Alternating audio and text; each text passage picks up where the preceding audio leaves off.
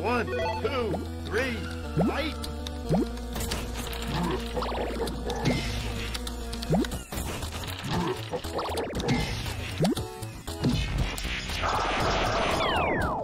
You win!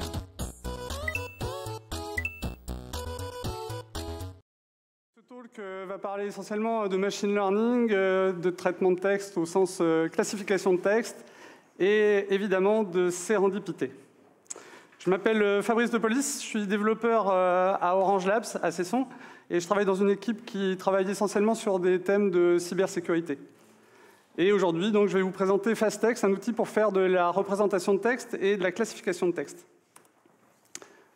Alors l'autre jour, j'ai un collègue qui est venu dans mon bureau et il avait un problème, c'est sa femme qui s'occupe de faire les ventilations des comptes à la maison. Et il est informaticien, alors elle en avait un petit peu marre de le faire à la main. Elle lui a demandé un moyen d'automatiser un peu ça. Alors, il était un peu embêté, il a essayé de faire ça avec des expressions régulières, mais ça ne marchait pas très bien. Donc il est venu me voir et il m'a demandé s'il n'y avait pas quelque chose qui permettait de faire ça de manière un petit peu plus automatique. Et là, typiquement, son problème, là, c'est un problème de classification de texte. Alors, moi, je lui ai demandé de me montrer quelques exemples. Alors, je m'attendais à ce qu'il me montre des choses comme alimentation, loisirs. Moi, je me suis aperçu qu'il était breton, il n'y avait pas de doute. Hein. Donc, il dépense de l'argent pour des galettes, des saucisses, du Queen Amman et beaucoup de cidre. Et donc, en fait, son problème, c'est un problème de classification. Il a des libellés de texte d'un côté et il faut qu'il mette en face des libellés qu'il aura préalablement choisis. Alors, c'est un problème qui n'est pas isolé. Hein. Il y en a beaucoup dans la vie de tous les jours. En fait, on ne se rend même pas compte que c'est résolu par des algorithmes de machine learning. Par exemple, la détection de langue, savoir si un texte est écrit en français, en anglais, en espagnol. Ça, c'est un problème de classification et c'est traité par des algorithmes de machine learning ou deep learning. L'analyse de sentiments, de la même façon, hein, on va analyser des textes et essayer de voir si les propos sont positifs ou négatifs. Donc ça, de la même façon, on peut le traiter avec du machine learning, c'est de la classification de texte. Et enfin, alors c'est le plus connu, hein, on reçoit un mail. Est-ce que ce mail, ce contenu doit nous dire que c'est du spam ou pas du spam? Encore une fois, c'est des choses qui sont extrêmement faciles à résoudre avec du deep learning et c'est des problèmes de classification de texte. Donc si je veux vous parler de ça, en fait, c'est parce que quand on a affaire à des problèmes de ce type-là, en tant que développeur, on a notre boîte à outils habituelle, on va faire des expressions régulières ou alors on va faire du pattern matching.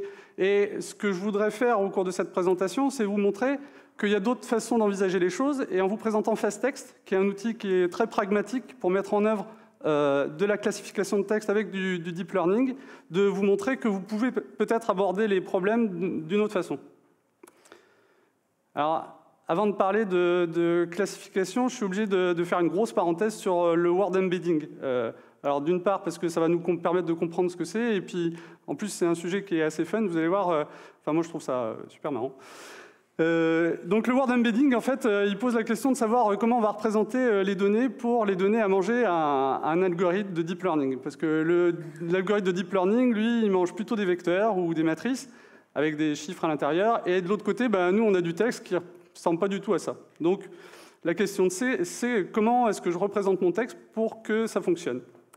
Alors il y a une approche, il y a plein de façons de faire. Hein. Il y a une façon très brutale, c'est de considérer les textes, tous les textes qu'on va vouloir traiter, de regarder quel est le vocabulaire dans ces textes-là, de dire, voilà, j'ai mon univers de mots, et je vais le représenter en prenant pour chaque mot un vecteur qui va faire la taille du nombre de mots de mon dictionnaire, donc qui va avoir une dimension assez grande si on est sur un corpus de texte, par exemple, de Wikipédia, et on va l'encoder de cette façon-là. Donc si j'ai le mot « Anne », je vais mettre 1, parce que c'est le premier mot, dans la première case, et je vais mettre que des zéros après. Pour le deuxième mot, je vais mettre 0 dans la première case, 1, et puis après que des zéros. Donc cette technique, c'est le one-hot encoding, et ça permet de résoudre le problème, mais ça pose aussi quelques questions. Hein. C'est-à-dire qu'on va représenter, on va avoir des vecteurs qu'on dit sparse ou creux.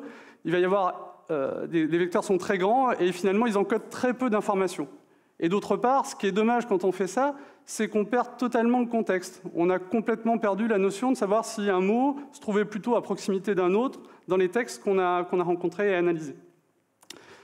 Donc, il y a d'autres méthodes, mais la méthode qui est la plus à la mode depuis quelques années, c'est d'utiliser ce qu'on appelle le word2vec. Le word2vec, ça a été mis au point par quelqu'un qui s'appelle Mikolov en 2013, et ça consiste à utiliser un réseau de deep learning pour créer la représentation d'un texte et pouvoir la donner à manger ensuite à des algorithmes de machine learning ou deep learning. Alors, je vais décrire, si vous allez voir, c'est un réseau assez simple, même si vous n'êtes pas des experts, vous devriez comprendre. La technique, elle consiste à prendre les mots dans leur contexte. Donc, typiquement, il y a deux approches. Là, celle que je vous décris, là, ce qui est sur le diagramme, c'est la CIBO, Continuous Bag of Words, qui consiste à prendre une fenêtre de mots du texte. Donc, par exemple, je vais prendre 5 mots, je vais enlever le mot du milieu, et je vais essayer de deviner quel est ce mot, quel est le mot qui est au milieu. Donc, le réseau de neurones, son boulot, c'est de prédire quel est le mot qui se trouve au milieu de 4 autres mots. Donc ici, sur cet exemple, on a le mot, la phrase, un bout de phrase qui est là, galette, saucisse de Rennes, et il faut qu'on devine saucisse en ayant enlevé le mot. Donc on encode les mots de manière brutale, on les donne en entrée de notre réseau. Le réseau, il a une seule couche cachée.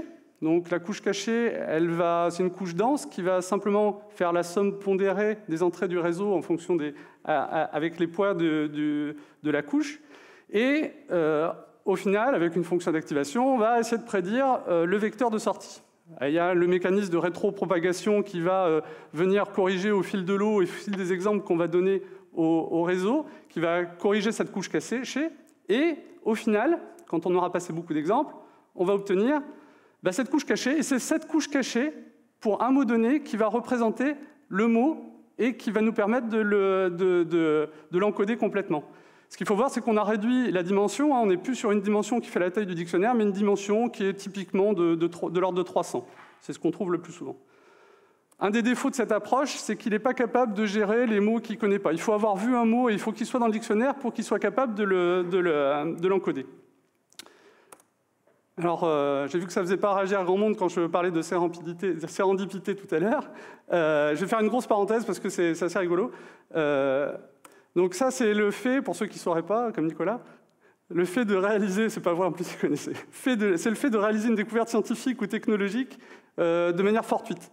Et donc ça, c'est assez marrant, c'est un effet qui est assez connu par rapport à ce Word2Vec.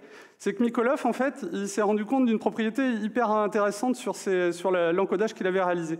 Donc si on essaye de représenter les vecteurs des mots sur une projection 2D, il faut imaginer que ça fait 300 dimensions, donc c'est pas très pratique sur un slide, mais si on les projette en 2D, ça donnerait à peu près ça.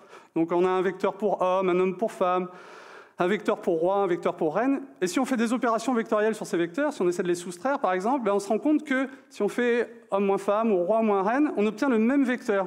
Et en fait, ce vecteur, il code ni plus ni moins que la notion de genre. Et donc, la façon dont on a créé l'encodage de ces mots fait qu'on a créé, non seulement on a gardé la notion de contexte, mais on a créé quelque chose de sémantiquement assez fort qui est capable de représenter des notions qu'il n'y avait pas au préalable dans le corpus. Et après, à partir de ça, tout est possible. On peut faire des opérations de malade. On peut faire roi moins homme plus femme, et là, on doit obtenir reine. Et si on change de domaine, on peut faire France moins Paris plus Rome, et là, on doit obtenir Italie. Et on peut jouer comme ça un moment, et on va le voir dans la démo tout à l'heure.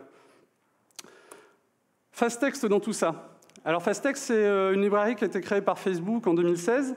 Elle est issue des travaux de Word2Vec, donc elle s'inspire principalement de ce qui a été fait sur ces travaux-là. C'est une librairie open source, elle permet deux choses, cette librairie. Donc elle vous permet de faire de l'IA un peu sans le savoir.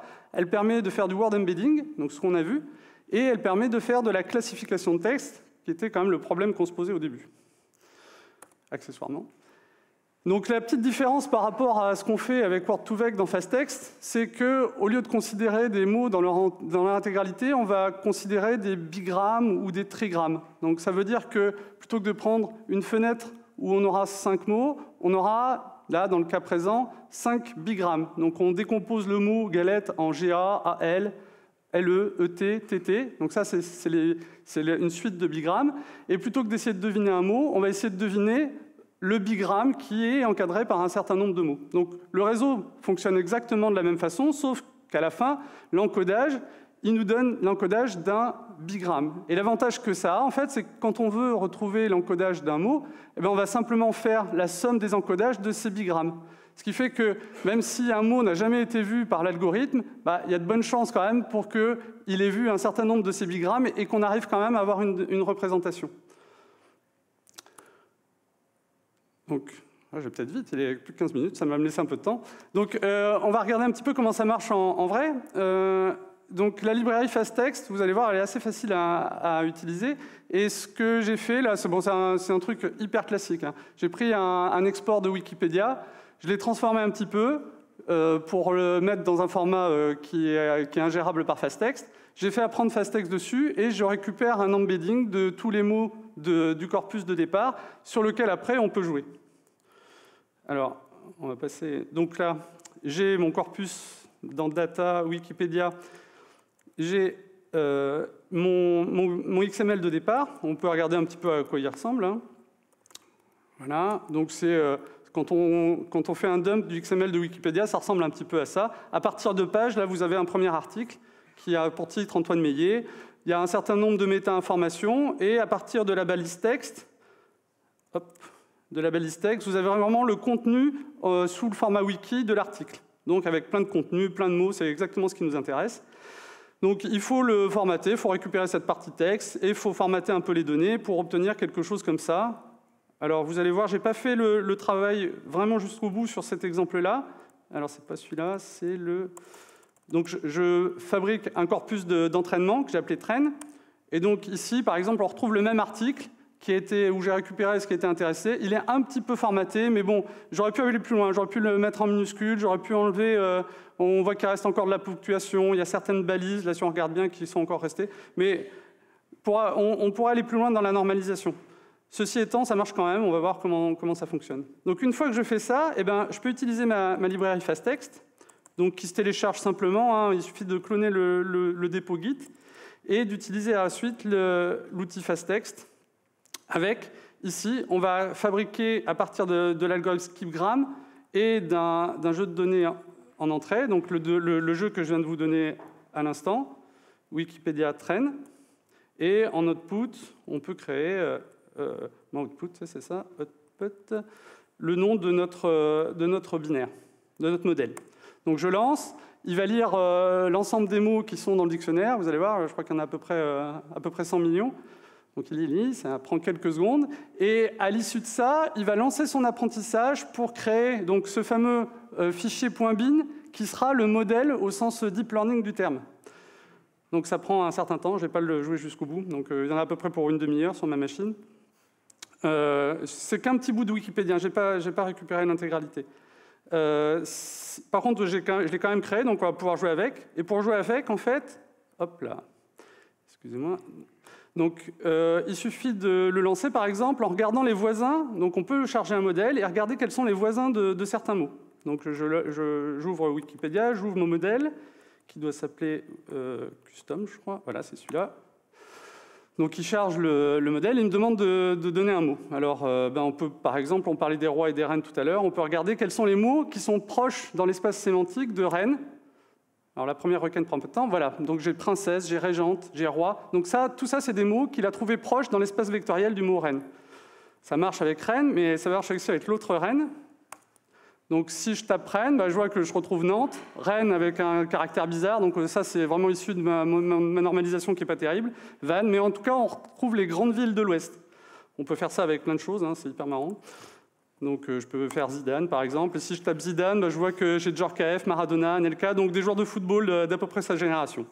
Donc on peut jouer un petit moment comme ça. Et après, ce qu'on peut faire, les opérations dont je vous parlais tout à l'heure, on peut les jouer en live avec la directive, la commande analogies. Donc on charge. Et là, il me demande de taper un triplet. Donc on va pouvoir faire les opérations dont je vous parlais tout à l'heure. Donc si je prends un roi, que je lui enlève sa composante homme et que je rajoute sa composante femme, qu'est-ce que j'obtiens? Alors, j'aurais peut-être pas dû mettre $1, mais ça, il l'a quand même pris. Donc, j'obtiens reine, princesse, régente. Donc, je suis vraiment sur ce cas-là. On peut faire des trucs après assez marrants. Alors, qu'est-ce que j'avais essayé qui était drôle? Maison, si j'enlève son caractère français, par exemple, et que je lui rajoute son caractère plutôt anglais. Alors, il faudrait que je mette français plutôt. Il trouve manor et house. Ça veut dire que dans le dictionnaire Wikipédia français, j'arrive quand même à trouver dans les mots proches, j'ai quand même les équivalents anglais. Alors, un dernier pour la route parce que c'est vraiment marrant.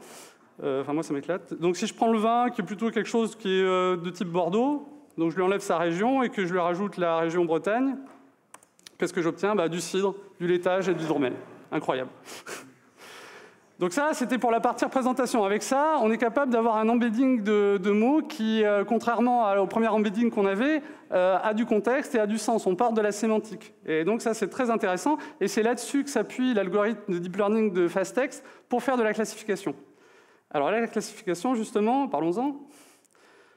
Donc ça, on a vu. La classification, alors voilà, quand j'ai fait le talk, je me suis dit, bah, tiens, je vais prendre quelque chose qui va parler aux informaticiens, je vais aller récupérer des informations de Stack Overflow. Donc Stack Overflow, il y a une API, là sur api.stackexchange.com, on peut récupérer les questions, et à chacune des questions sont associés un certain nombre de labels. Exactement ce qu'il me faut, parce que là, ce que je vais faire ici, c'est que je vais faire de l'apprentissage supervisé. Donc il va falloir que je donne à mon algorithme des données textuelles sur lesquelles je connais déjà la classification que je veux leur associer. Donc je vais faire apprendre l'algorithme avec ça, et à partir de cet apprentissage, j'aurai un modèle que je pourrai interroger pour faire de la prédiction. Donc ici, c'était super, j'avais plein de questions, plein de labels, donc j'ai téléchargé le truc, j'ai passé assez vite parce que, bon, même si on a un peu de temps. Hein. Donc voilà à quoi ça ressemble en fait hein, sur le web. Sur le web, on a la question, on a le texte de la question, et on a justement ces petits tags qui représentent les labels du texte.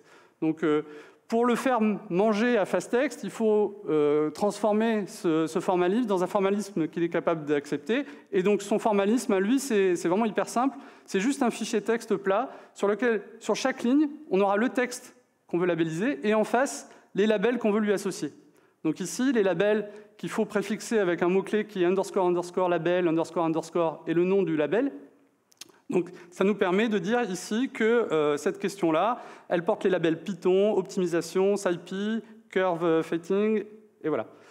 Et donc on crée notre fichier à partir d'un grand nombre de textes et on va donner ça en entrée à FastText pour qu'il apprenne son modèle. Alors, je vais passer assez vite parce que en fait, le problème que j'ai eu, c'est que ça ne marchait pas très bien sur cet exemple-là. Donc j'en ai un autre après, donc je passe rapidement sur celui-là. Donc là, il y avait pas mal de mots. Donc il y a l'apprentissage qui se passe quand on lance la commande FastText supervised avec en entrée le nom du fichier tel que je l'ai créé. Et là, ce que vous voyez, là, ici, dans la fenêtre noire, c'est à chaque fois, c'est plein d'itérations que j'ai faites en changeant à chaque fois quelque chose et qui me donne à chaque fois la précision et le rappel. La précision, c'est la capacité de l'algorithme à prédire, à pas se tromper, à prédire la bonne réponse.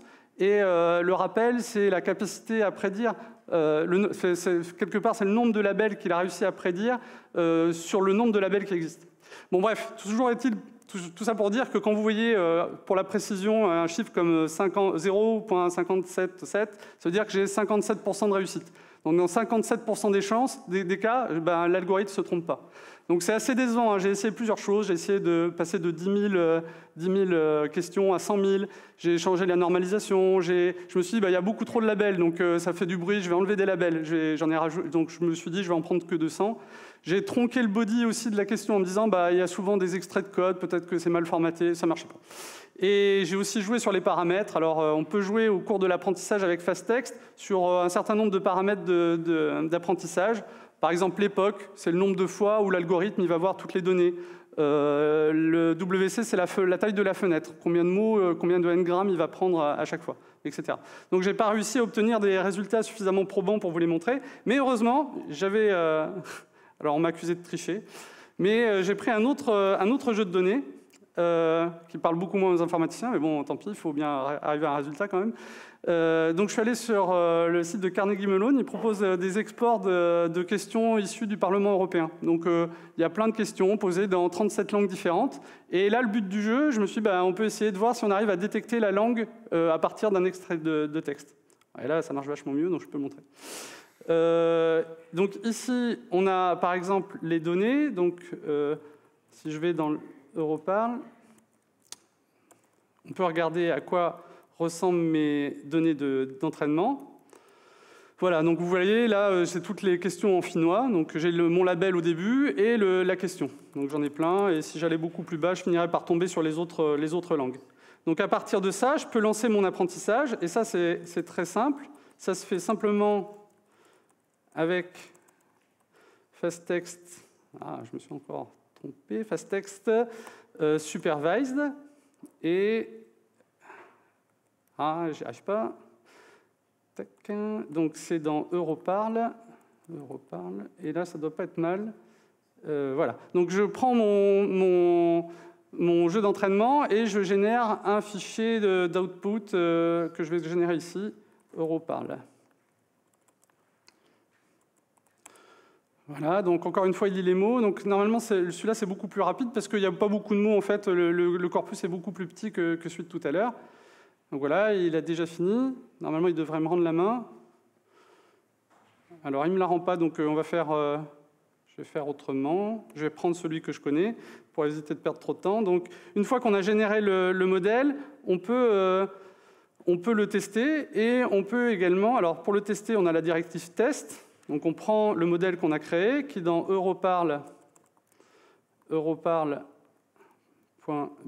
je pense, et on peut le tester avec un jeu de test. Donc quand je crée mes données, je prends soin de séparer mes données en deux jeux, un jeu d'entraînement et un jeu de test. Le jeu de test, il contient des données qui vont pouvoir valider mon algorithme et mon modèle. Et donc Europarl test.text. Et donc, c'est comme ça que je vois qu'avec ce jeu-là, j'ai 99% de réussite. Et on peut le tester en live. Donc, pour ça, il suffit de jouer le fast text et de lui demander de prédire. Voilà. Et donc là, il attend qu'on lui donne une question. Donc, ce qu'on peut faire, c'est aller sur le site du Parlement européen. Hop, on peut prendre une question. Alors, j'avais préparé un peu. On peut prendre celle-là, par exemple. Donc là, j'ai une question qui est en anglais, mais on peut la passer en italien pour voir. On peut prendre donc, ce texte en italien et le passer directement à mon modèle. Voilà. Et il me dit bien que mon label, c'est bien, il a bien reconnu mon texte comme étant de l'italien.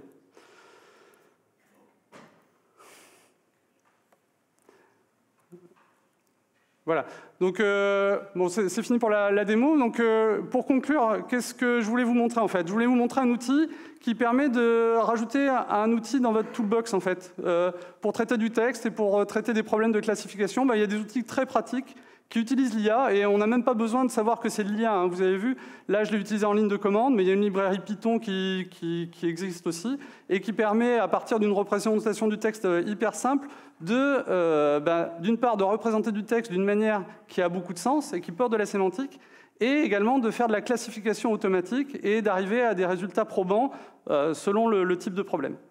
Et voilà, donc j'espère que ça vous aura inspiré, que vous essayerez la librairie pour essayer de résoudre éventuellement des cas qui seraient identiques et qui pourraient être résolus par cette voie-là. Je vous remercie pour votre attention.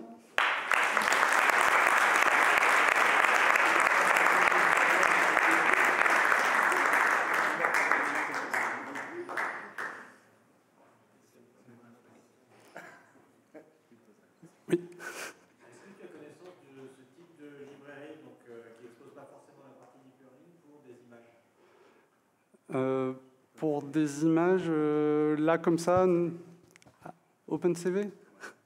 OpenCV. On n'a rien soufflé. OpenCV, mais je ne sais pas jusqu'où ça va, OpenCV. Bon, visiblement. Ça doit répondre partiellement à la question, moi. Tu veux mon micro, Robin? Une autre question, peut-être?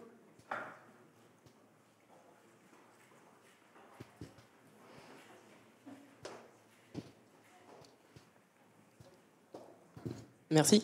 À chaque fois qu'on parle de problèmes de classification, il y a toujours les problèmes de jeux de données. Est-ce qu'il y a des outils qui permettent de gagner du temps là-dessus? Parce qu'à chaque fois que j'en entends parler, à chaque fois les gens disent qu'ils passent beaucoup de temps à faire leurs jeux de données. Ouais, alors je crois que c'est vraiment c'est la problématique de l'intelligence artificielle, quoi. C'est que s'il n'y a pas de bonnes données, il n'y a pas de bonne prédiction, en fait. Hein. On a beau avoir le meilleur algorithme et le meilleur réseau du monde, si on n'a pas des bonnes données en face, ça ne fonctionne pas. Et donc, tous les cas sont différents, en fait. Et, moi, je l'ai vu sur le problème de Stack Overflow. J'ai encore passé énormément de temps, effectivement, à revenir sur mon jeu de données, à essayer de le normaliser d'une manière différente. Et j'ai pas trouvé la solution. Je pense qu'il y en a une, peut-être que je m'y suis mal pris, mais en tout cas, c'est des processus qui sont longs et qui sont hyper itératifs et qui prennent à chaque fois la plus grande partie du temps quand on met au point des algos de machine learning. Enfin, en tout cas, de mon expérience, il n'y a pas de doute. Hein. C'est à chaque fois le rapport, je dirais que c'est quasiment 90% de préparation des données par rapport aux mises au point de l'algo. Mais je n'ai pas de connaissance d'outils qui traiteraient ça de manière systématique et pour un domaine donné. Merci.